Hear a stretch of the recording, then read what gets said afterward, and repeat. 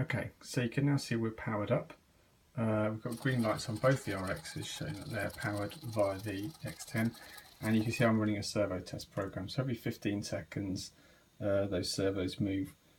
Just designed just to make sure we keep some movement in the servos. You can see what's going on, but equally it doesn't give you any kind of situation where if you do some of those rapid servo tests, some of these analog servos do tend to heat up a fair bit. So what I'm going to do is I'm going to switch off here. I'm going to switch off the primary RX. Okay, you can see the X10 indicates that. Telemetry lost. I've got a telemetry lost alarm here, but you can see the servos are still going, and I've got a green light on the secondary X8R. So again, if I plug it back in, you'll see that light will go back to green on the X10. I get the telemetry recovered, and you'll see the servos are still moving. So it's still working off this primary X over here, but you can see that's a seamless change on the X10. And I'll get an alert if I lose the primary RX via telemetry. So now let's do a test on the OptiPower Ultra Guard. So you can see at the moment we've got a flashing red light and a solid green light. So what that means is it's sensed that the battery is not fully charged. But interestingly, it doesn't actually charge to the full 7.4 volts. The full 8.4 volts that a 2S LiPo will go to. It actually charges to 4 volts per cell, and that's so that you don't get any problems with the degradation of the capacity of that LiPo, because obviously the lower the voltage you store it at, within reason, down to about 3.85 is the optimum, the less degradation capacity you get over time. So quite a smart little system. So if I left that plugged in for long enough, that red light would go out and you'd see that it would stop working. So what I'm going to do now is I'm going to turn off the switch here. So you can see this is the primary power switch leading all the way back to my battery. So I'm going to turn that off now, and when I do so, I'll put it in the same frame. Watch the Ultra Guard.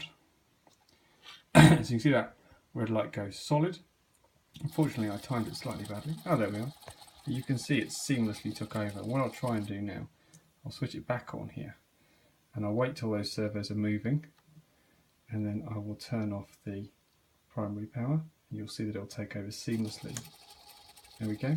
So absolutely not a breath of degradation. Both the green lights stayed on the RX, the servos carried on moving, and you can see we've got that solid light. You can actually have a lighting system on there that will light up, but I'm actually not going to bother with that, purely because you can set a telemetry alarm. So because my receivers have telemetry in them, and the OptiPower always provides half a volt less than the system that it's the primary system. So this spec here over here is set for 6 volts at the moment. So at the moment, if I had my voltmeter out and put something across the pins of the X10, you'd see that the OptiPower is providing 5.5 volts.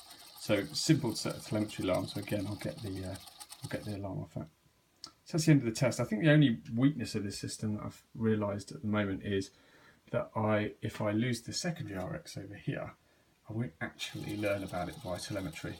So I'm going to have to do some thinking and have a chat with my dad, who's an electronic engineer, and see if there's a way that we can do that. But obviously, the reality is if you lose one RX, regularly it will just be part of my startup routine to pull the primary out and check the secondaries working, and that's probably all I need to do once a session. Okay, that's all. Hopefully that explained a little bit about what I intend to do, a bit easier than doing it all in words.